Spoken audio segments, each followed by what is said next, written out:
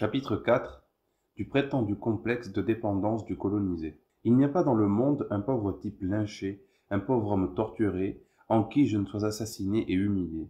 Aimé Césaire dans Et les chiens se taisaient. Lorsque nous avons commencé ce travail, nous ne possédions que quelques études de M. Manoni parues dans la revue Psyché. Nous nous proposions d'écrire à l'auteur pour le prier de nous communiquer les conclusions auxquelles il était parvenu. Depuis, nous avons su qu'un ouvrage allait paraître qui réunirait ces réflexions. Cet ouvrage est paru, Psychologie de la colonisation. Nous allons l'étudier. Avant d'entrer dans le détail, disons que la pensée analytique est honnête. Ayant vécu à l'extrême l'ambivalence inhérente à la situation coloniale, M. Manoni est parvenu à une saisie malheureuse trop exhaustive des phénomènes psychologiques qui régissent les rapports indigènes colonisateurs.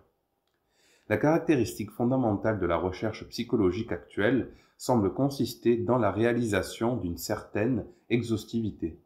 Mais on ne doit pas perdre de vue le réel. Nous montrerons que M. Manoni, bien qu'ayant consacré 225 pages à l'étude de la situation coloniale, n'en a pas saisi les véritables coordonnées. Quand on aborde un problème aussi important que l'inventaire des possibilités de compréhension de deux peuples différents, on doit redoubler d'attention. Nous sommes redevables à M. Manoni d'avoir introduit dans la procédure deux éléments dont l'importance ne saurait plus échapper à personne. Une analyse rapide avait semblé écarter la subjectivité de ce domaine. L'étude de M. Manoni est une recherche sincère car elle se propose de montrer qu'on ne saurait expliquer l'homme en dehors de cette possibilité qu'il a d'assumer ou de nier une situation donnée. Le problème de la colonisation comporte ainsi non seulement l'intersection des conditions objectives et historiques, mais aussi l'attitude de l'homme à l'égard de ces conditions. Pareillement, nous ne pouvons qu'adhérer à cette partie du travail de M. Manoni qui tend à pathologiser le conflit, c'est-à-dire à démontrer que le blanc colonisateur n'est que mu par son désir de mettre fin à une insatisfaction sur le plan de la surcompensation adlérienne. Toutefois, nous nous découvrons en opposition avec lui quand nous lisons cette phrase: le fait qu'un malgache adulte isolé dans un autre milieu peut devenir sensible à l'infériorité de type classique prouve de façon à peu près irréfutable que, depuis son enfance, il existait en lui un germe d'infériorité. À la lecture de ce passage, nous sentons chavirer quelque chose et l'objectivité de l'auteur risque de nous induire en erreur. Avec ferveur, cependant, nous avons essayé de retrouver la ligne d'orientation, le thème fondamental du livre. L'idée centrale est que la mise en présence des civilisés et des primitifs crée une situation particulière, la situation coloniale, faisant apparaître un ensemble d'illusions et de malentendus que seule l'analyse psychologique peut situer et définir. Or, puisque tel est le point de départ de M. Manoni, pourquoi veut-il faire du complexe d'infériorité quelque chose de préexistant à la colonisation?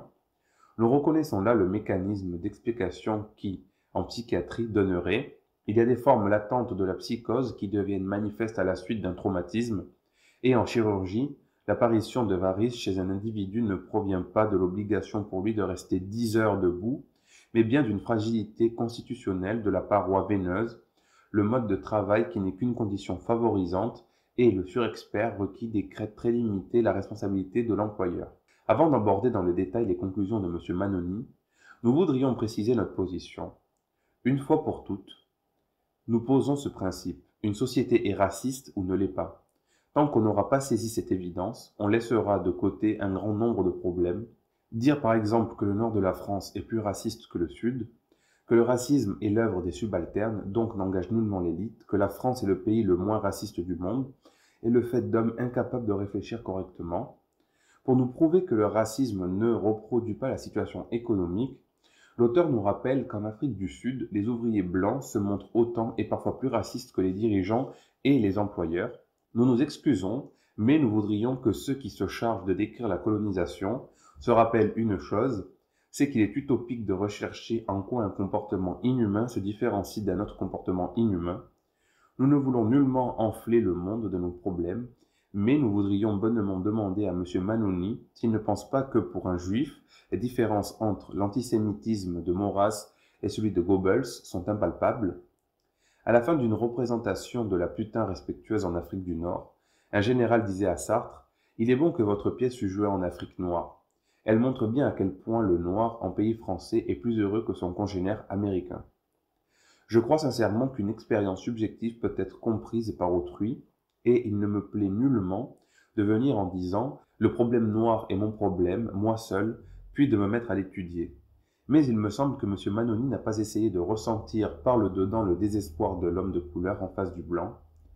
Je me suis attaché dans cette étude à toucher la misère du noir, tacitement et affectivement. Je n'ai pas voulu être objectif, d'ailleurs c'est faux, il ne m'a pas été possible d'être objectif. En vérité, y a-t-il donc une différence entre un racisme et un autre? Ne retrouve-t-on pas la même chute, la même faillite de l'homme? Monsieur Manoni estime que le pauvre blanc d'Afrique du Sud déleste le noir, indépendamment de tout processus économique. Outre qu'on peut comprendre cette attitude en évoquant la mentalité antisémite, aussi nommerais-je volontiers l'antisémitisme un snobisme du pauvre. Il semble en effet que la plupart des riches utilisent cette passion plutôt qu'ils ne s'y abandonnent. Ils ont mieux à faire. Elle se propage à l'ordinaire dans les classes moyennes, précisément parce qu'elles ne possèdent ni terre, ni château, ni maison. En traitant le juif comme un être inférieur et pernicieux, j'affirme du même coup que je suis d'une élite. Nous pourrions rétorquer que ce déplacement de l'agressivité du prolétariat blanc sur le prolétariat noir est fondamentalement une conséquence de la structure économique de l'Afrique du Sud. Qu'est-ce que l'Afrique du Sud? Une chaudière où 2 530 000 blancs matraquent et parquent 13 millions de noirs. Si les pauvres blancs haïssent les nègres, ce n'est pas, comme le laisserait entendre M. Manoni, parce que le racisme est l'œuvre de petits commerçants et de petits colons qui ont beaucoup trimé sans grand succès. Non, c'est parce que la structure de l'Afrique du Sud est une structure raciste. Négrophilie et philanthropie sont des injures en Afrique du Sud. On propose de séparer les indigènes des Européens, territorialement, économiquement et sur le terrain politique, et de leur permettre d'édifier leur propre civilisation sous la direction et l'autorité des Blancs, mais avec un minimum de contact entre les races. On propose de réserver aux indigènes des territoires et d'obliger le plus grand nombre à y habiter. La compétition économique serait supprimée et un chemin préparé pour la réhabilitation des pauvres blancs qui forment 50% de la population européenne.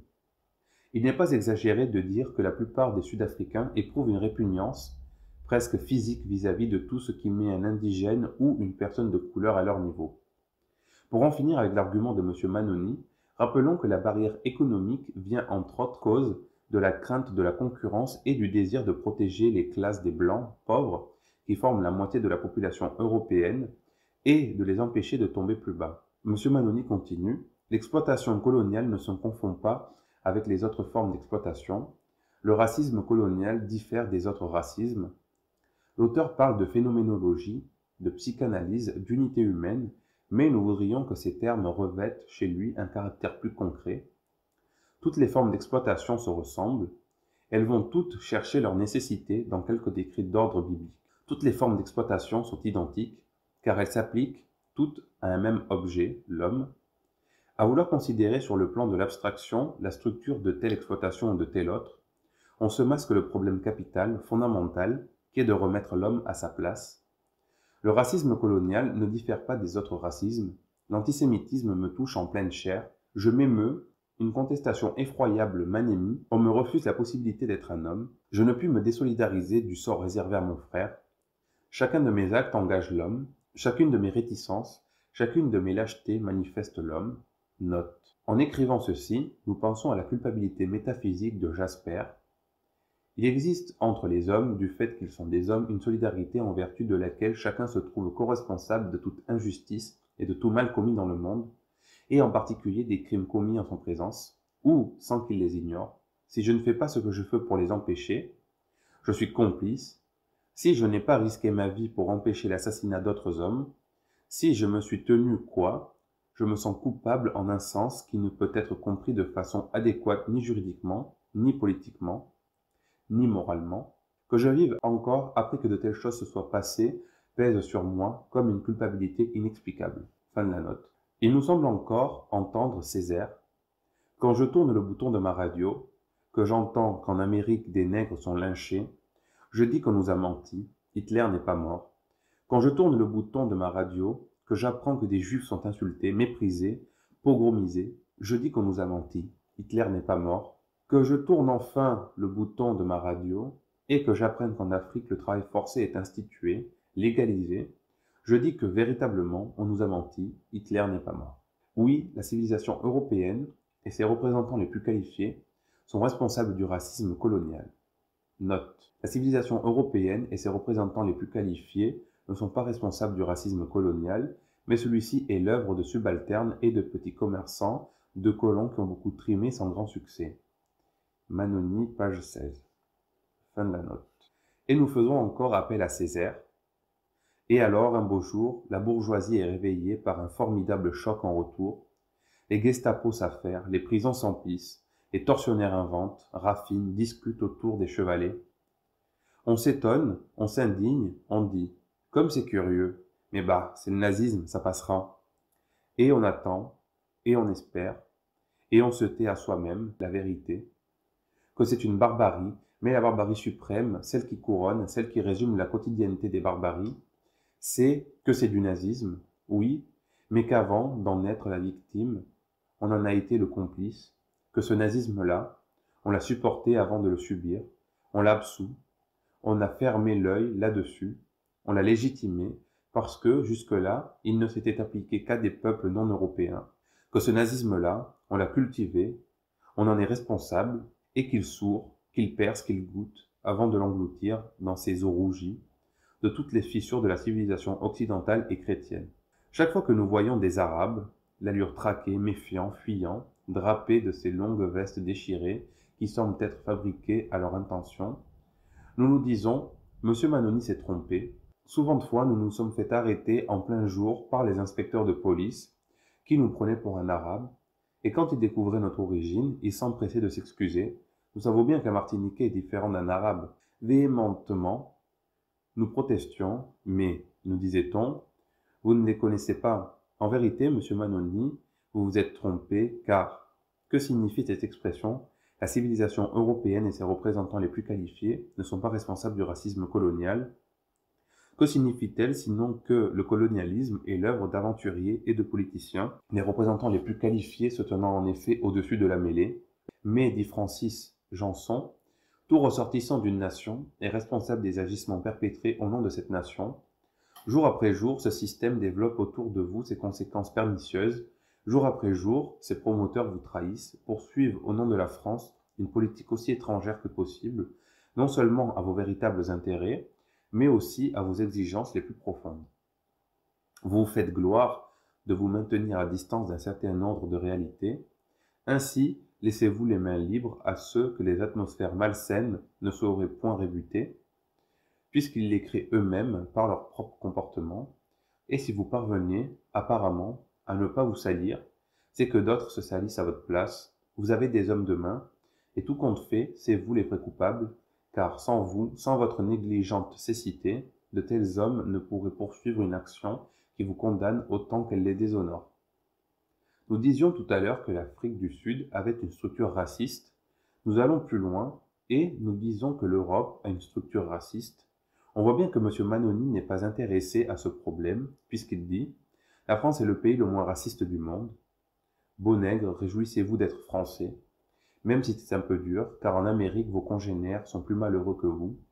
La France est un pays raciste, car le mythe du nègre mauvais fait partie de l'inconscient de la collectivité. Nous le montrerons plus loin, au chapitre 6. Continuons avec M. Manoni.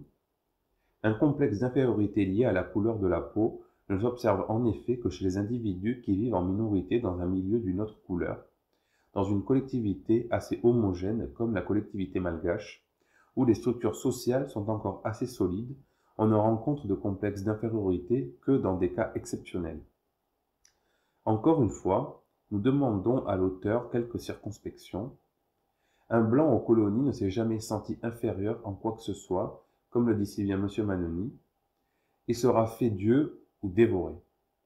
Le colonisateur, bien qu'en minorité, ne se sent pas infériorisé. Il y a en Martinique 200 blancs qui s'estiment supérieurs à 300 000 éléments de couleur.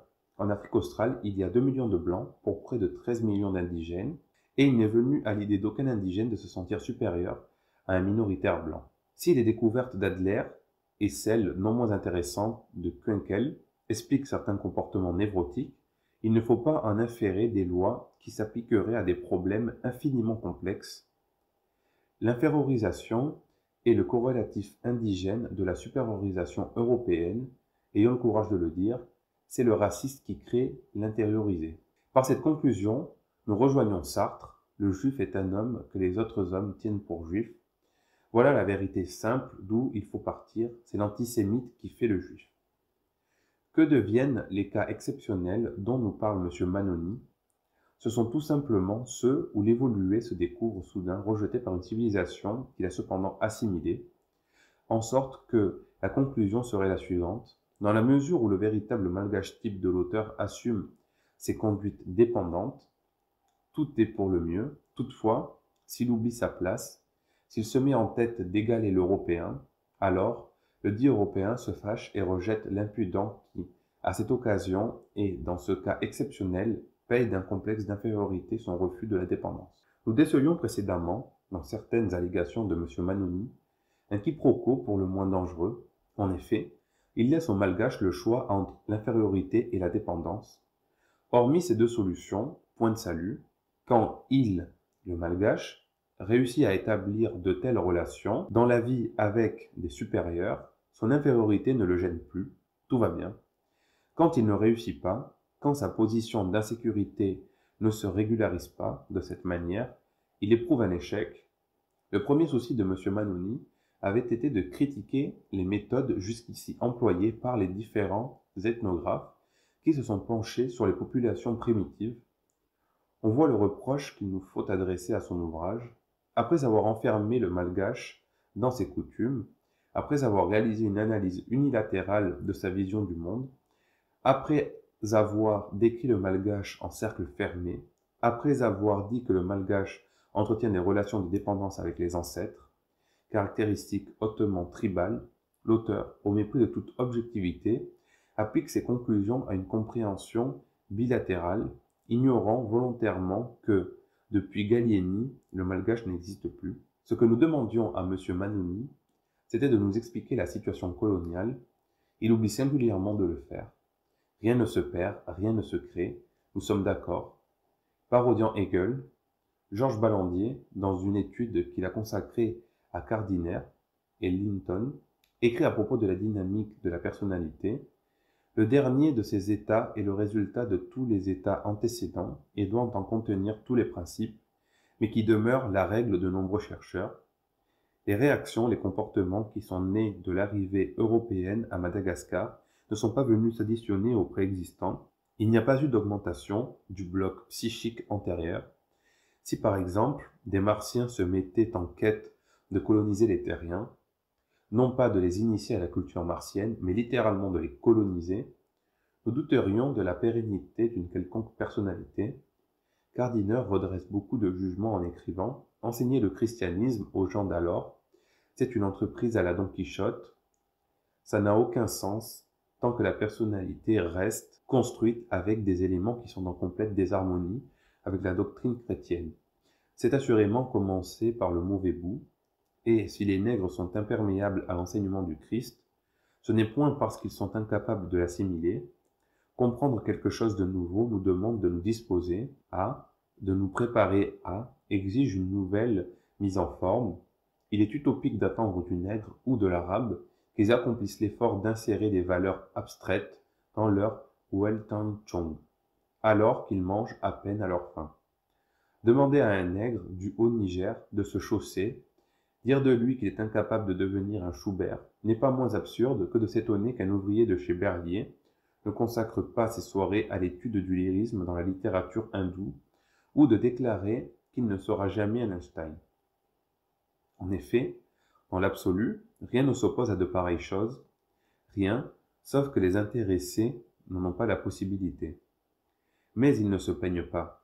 La preuve, au bout de petit matin, au-delà de mon père, de ma mère, la case gerçant d'ampoule, comme un péché tourmenté de la cloque et le toit aminci, rapiécé de morceaux de bidon de pétrole, et ça fait des marées de rouillure dans la pâte grise sordide, empuantie de la paille, et quand le vent siffle, ces disparates font bizarre le bruit, comme un crépitement de friture d'abord, puis comme un tison que l'on plonge dans l'eau avec une fumée de brindilles qui s'envole.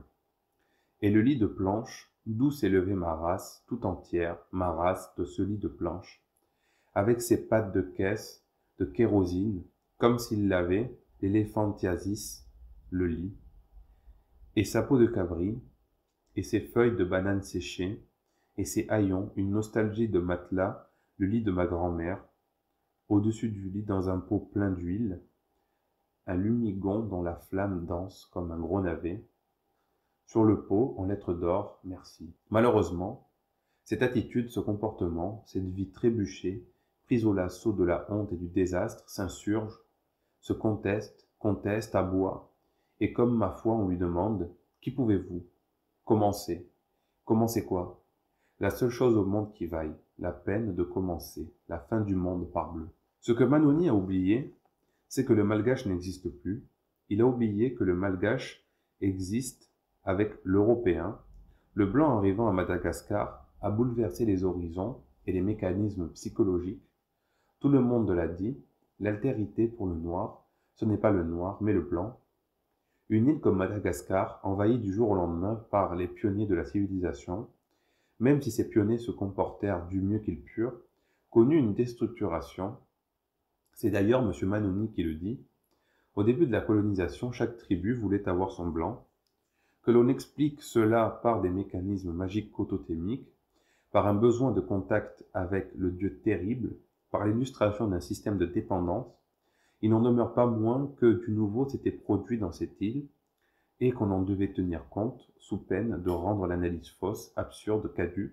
Un apport nouveau étant intervenu, il fallait tenter la compréhension des nouveaux rapports. Le blanc débarquant à Madagascar provoquait une blessure absolue.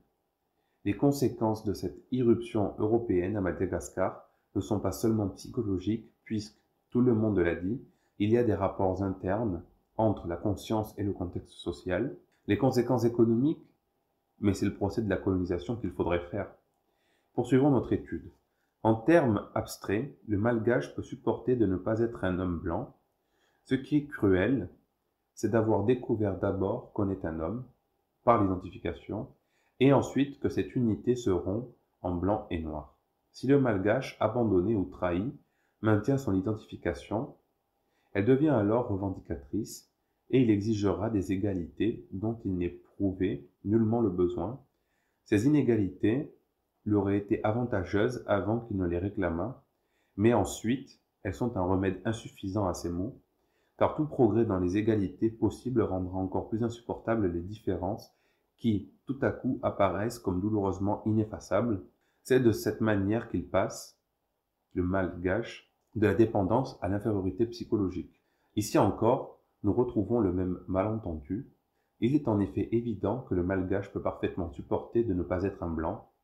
Un malgache est un malgache, ou plutôt non, un malgache n'est pas un malgache. Il existe absolument sa malgacherie.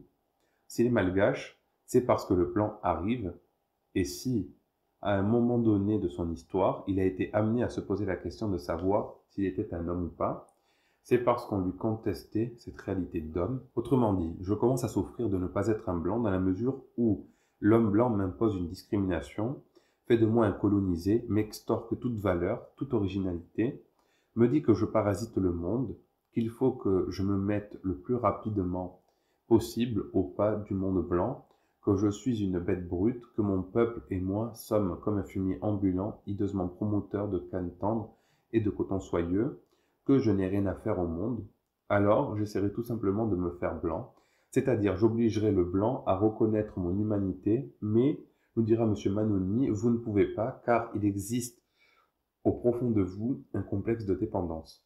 Tous les peuples ne sont pas aptes à être colonisés, seuls le sont ceux qui possèdent ce besoin, et plus loin, presque partout les Européens ont fondé des colonies du type qui est actuellement en question. On peut dire qu'ils étaient attendus et même désirés dans l'inconscient de leurs sujets. Des légendes partout les préfiguraient sous la forme d'étrangers venus de la mer et destinés à apporter des bienfaits. Comme on le voit, le blanc obéit à un complexe d'autorité, à un complexe de chef, cependant que le malgache obéit à un complexe de dépendance. Tout le monde est satisfait.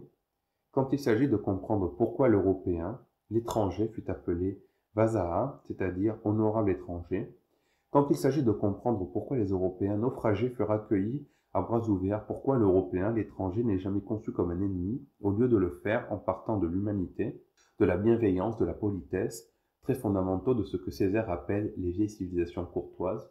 On nous dit que c'est tout simplement parce qu'il y avait, inscrit dans les hiéroglyphes fatidiques, l'inconscient en particulier, quelque chose qui, du blanc, faisait le maître attendu. L'inconscient où, nous y voilà, mais il ne faut pas extrapoler. Quand un nègre me raconte le rêve suivant, je marche depuis longtemps, je suis très fatigué, j'ai l'impression que quelque chose m'attend. Je franchis des barrières et des murs, j'arrive dans une salle vide, et derrière une porte, j'entends du bruit. J'hésite avant d'entrer. Enfin, je me décide, j'entre. Il y a dans cette deuxième chambre des blancs. Je constate que moi aussi, je suis blanc. Et quand j'essaie de comprendre ce rêve, de l'analyser, sachant que cet ami a des difficultés d'avancement, je conclus que ce rêve réalise un désir inconscient, mais quand il s'agira pour moi, en dehors de mon laboratoire de psychanalyste, d'intégrer mes conclusions au contexte du monde, je dirais, premièrement, mon patient souffre d'un complexe d'infériorité, sa structure psychique risque de se dissoudre, il s'agit de l'en préserver et, peu à peu, de le libérer de ce désir inconscient. Deuxièmement, il se trouve à ce point submergé par le désir d'être blanc, c'est qu'il vit dans une société qui rend possible son complexe d'infériorité, dans une société qui tire sa consistance du maintien de ce complexe, dans une société qui affirme la supériorité d'une race. C'est dans l'exacte mesure où cette société lui fait des difficultés qu'il se trouve placé dans une situation névrotique. Ce qui apparaît alors, c'est la nécessité d'une action couplée sur l'individu et sur le groupe. En tant que psychanalyste, je dois aider mon client à conscientiser son inconscient, à ne plus tenter une lactification hallucinatoire, mais bien à agir dans le sens d'un changement des structures sociales. Autrement dit, le noir ne doit plus se trouver placé devant ce dilemme, se blanchir ou disparaître, mais il doit pouvoir prendre conscience d'une possibilité d'exister. Autrement dit encore, si la société lui fait des difficultés à cause de sa couleur, si je constate dans ses rêves l'expression d'un désir inconscient de changer de couleur, mon but ne sera pas de l'en dissuader en lui conseillant de garder ses distances. Mon but au contraire sera, une fois les mobiles éclairés, de le mettre en mesure de choisir l'action ou la passivité à l'égard de la véritable source conflictuelle, c'est-à-dire à l'égard des structures sociales. Monsieur Manoni, soucieux d'envisager le problème sous tous les angles, n'a pas manqué d'interroger l'inconscient du malgache. Il analyse pour cela 7 rêves, 7 récits qui nous livrent l'inconscient, et parmi lesquels on en trouve 6 qui manifestent une dominante de terreur. Des enfants et un adulte nous communiquent leurs songes, et nous les voyons tremblants, fuyants, malheureux. Rêve du cuisinier, je suis poursuivi par un taureau noir furieux, plein de terreur, je monte dans un arbre où je reste jusqu'à ce que le danger soit passé. Je redescends tout tremblant. Rêve de Raévi, garçon de 13 ans. En me promenant dans le bois, je rencontre 2 hommes noirs. Ah, dis-je, je suis perdu. Je vais, entre parenthèses, veux, m'enfuir, mais c'est impossible. Ils m'encerclent et bredouillent à leur façon.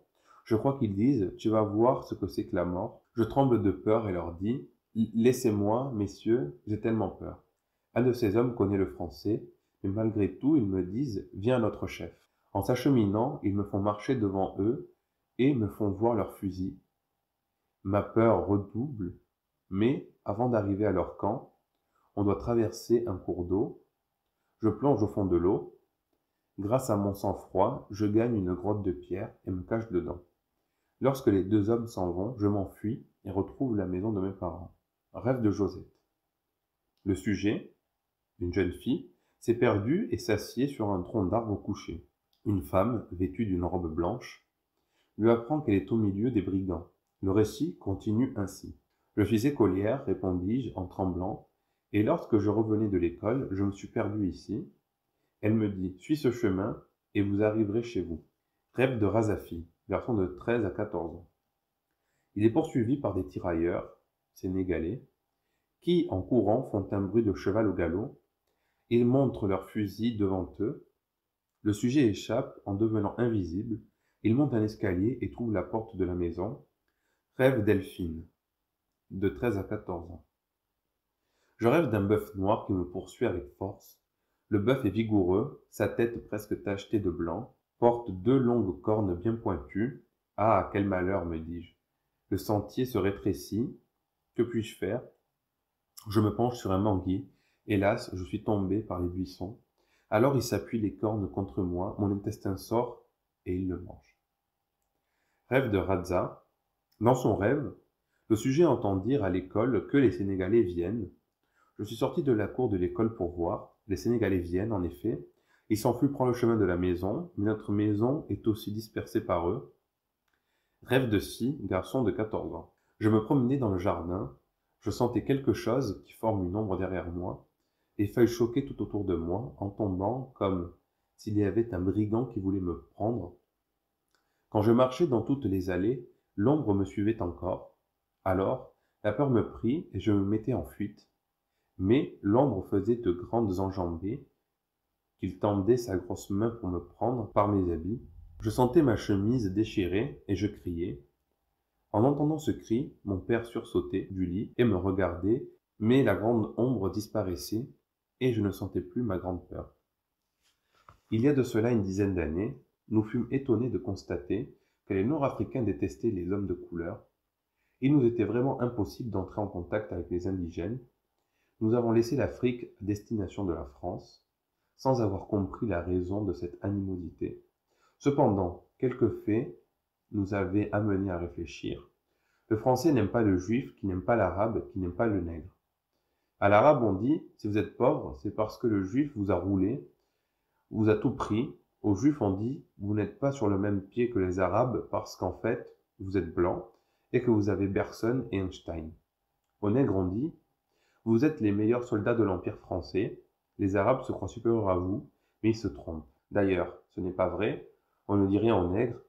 On n'a rien à lui dire. Le tirailleur sénégalais est un tirailleur. Le bon tirailleur a son capitaine. Le brave qui ne connaît que la consigne. Toi pas passé, pourquoi? Moi, il n'y en a pas à savoir. Toi pas passé. Le blanc est capable de faire face à toutes les revendications, se décharge des responsabilités. Moi, j'appelle ce processus la répartition raciale de la culpabilité. Nous avons dit que quelques faits nous avaient surpris. Chaque fois qu'il y avait un mouvement insurrectionnel, l'autorité militaire ne mettait en ligne que des soldats de couleur. Ce sont des peuples de couleur qui réduisaient à néant les tentatives de libération d'autres peuples de couleur, preuve qu'il n'y avait pas lieu d'universaliser le processus si les Arabes, ces feignants, se mettaient en tête de se révolter. Ce n'était pas au nom des principes avouables, mais tout simplement dans le but de défouler leur inconscient de Biko. Au point de vue africain, disait un étudiant de couleur au 25e congrès des étudiants catholiques, au cours du débat sur Madagascar, je m'élève contre le renvoi de tirailleurs sénégalais et l'abus qu'on en fait là-bas. Nous savons par ailleurs que l'un des tortionnaires du bureau de police de Tananarive était un Sénégalais. Aussi, sachant tout cela, sachant ce que peut être pour un malgache l'archétype sénégalais, les découvertes de Freud ne nous sont d'aucune utilité. Il s'agit de replacer ce rêve en son temps. En ce temps, c'est la période pendant laquelle 80 000 indigènes ont été tués, c'est-à-dire un habitant sur 50, et dans son lieu, et ce lieu c'est une île de 4 millions d'habitants, au sein de laquelle aucune véritable relation ne peut s'instaurer, où les dissensions éclatent de tous côtés, où le mensonge et la démagogie sont les seuls maîtres. Note. Nous relevons ces dépositions faites au procès de Tananarive, audience du 9 août. Rakotovac déclare « Monsieur Baron me dit, puisque tu n'as pas voulu accepter ce que je viens de dire, je vais te faire passer à la salle des réflexions. » Je passai dans la pièce attenante. La salle des réflexions en question était déjà remplie d'eau, et de plus, il y avait aussi un bidon rempli d'eau sale, pour ne pas dire plus. Monsieur Baron me dit « Voilà le moyen qui t'apprendra à accepter ce que je viens de te dire, de déclarer. » Un Sénégalais reçut de Monsieur Baron l'ordre de me faire passer comme les autres. Il me fit mettre à genoux, les poignets écartés, puis il prit une tenaille en bois et pressa mes deux mains, puis, à genoux et mes deux mains pressées, il a mis ses pieds sur ma nuque et m'a plongé la tête dans le bidon. Voyant que j'allais m'évanouir, il a relevé son pied pour me laisser reprendre l'air, et ceci s'est répété jusqu'à ce que je sois complètement exténué. Il a alors dit « Emmenez-le et donnez-lui des coups. » Le Sénégalais s'est donc servi du nerf de bœuf, mais M. Baron est entré dans la salle de torture. Il a participé personnellement à la flagellation. Cela a duré, je crois, 15 minutes, au bout desquelles j'ai déclaré que je ne pouvais plus supporter car malgré ma jeunesse, c'était insupportable. Alors il a dit « Il faut donc admettre ce que je viens de te dire. » Fin de la note. Faut-il le dire, à certains moments, le socius est plus important que l'homme.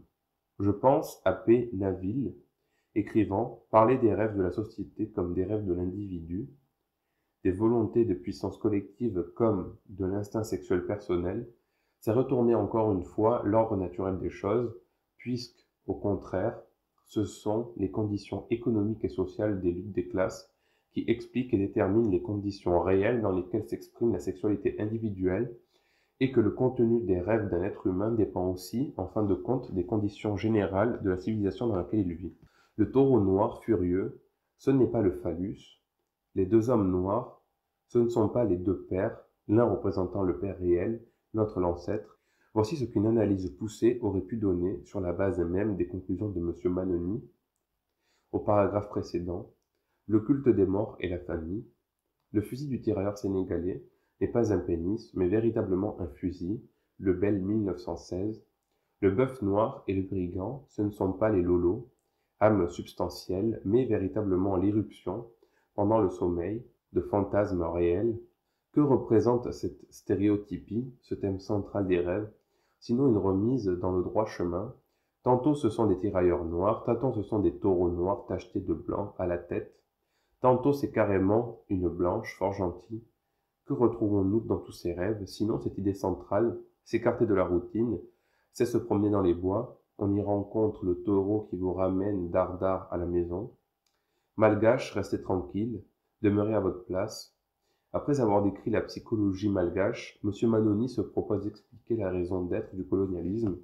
Ce faisant, il ajoute un nouveau complexe à la liste préexistence, le complexe de Prospero, défini comme l'ensemble des dispositions névrotiques inconscientes qui dessinent tout à la fois la figure du paternalisme colonial et le portrait du raciste dont la famille a été l'objet d'une tentative de viol imaginaire de la part d'un être inférieur. Prospero est, comme on le voit, le personnage principal de la pièce de Shakespeare La Tempête.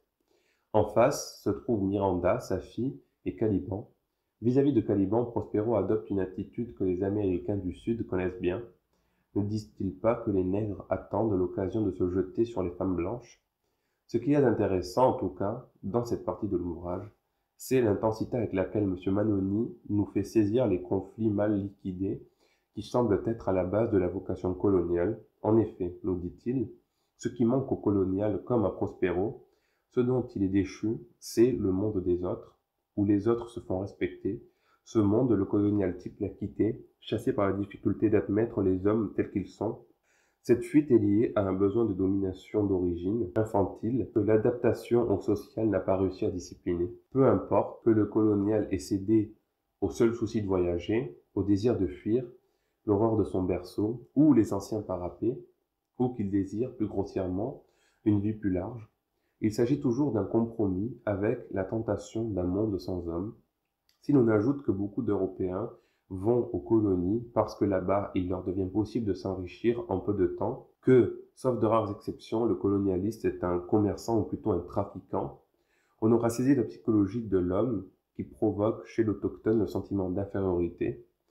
Quant au complexe de dépendance malgache, du moins sous la seule forme où il nous soit accessible et analysable, il procède, lui aussi, de l'arrivée dans l'île des colonisateurs blancs, de son autre forme, de ce complexe originel à l'état pur, qui aurait caractérisé la mentalité malgache durant toute la période antérieure. M. Manoni ne nous paraît nullement fondé à tirer la moindre conclusion concernant la situation. Les problèmes ou les possibilités des autochtones dans